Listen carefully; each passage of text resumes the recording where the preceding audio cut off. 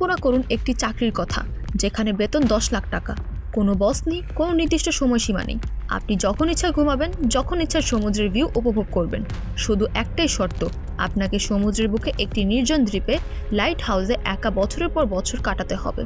একমাত্র দায়িত্ব হলো লাইট হাউসের আলোটা যেন কোনোভাবে নিভে না যায়, সেদিকে খেয়াল রাখা। এখন প্রশ্ন হলো, আপনার মধ্যে কি এই জবটা অ্যাকসেপ্ট করার মতন সাহস রয়েছে?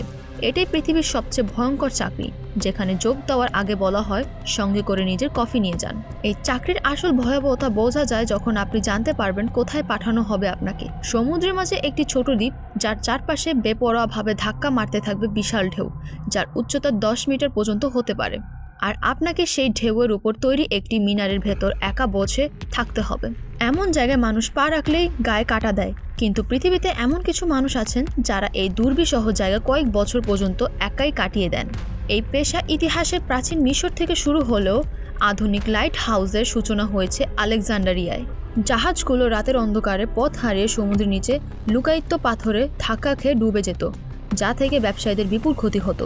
এই সমস্যা সমাধানের জন্য তৈরি হয়েছে বিশাল লাইট হাউস, যা দূর থেকেই নাবিকদের পথ দেখাতো।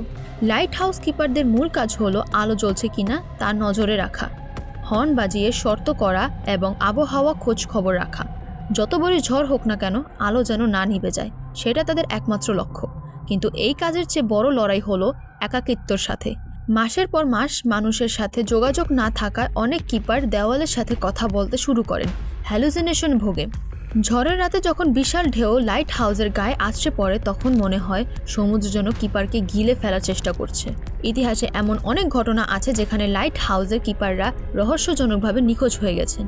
স্কটল্যান্ডের ফ্যানাল দ্বীপের লাইট হাউসে 3 কিপার এক ঝড়ের রাতে হারিয়ে যান, যাদের আর কোনো খোঁজ মেলেনি। ভারতে এখনও প্রায় 200টি লাইট হাউস আছে, যার বেশিরভাগই সক্রিয়।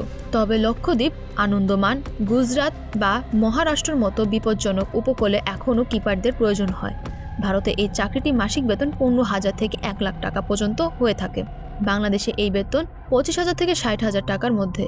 কিন্তু এই টাকা কি আসলে একাকিত্ব, ভয় এবং মৃত্যুর সাথে প্রতিনিয়ত লড়াই করার মূল্য?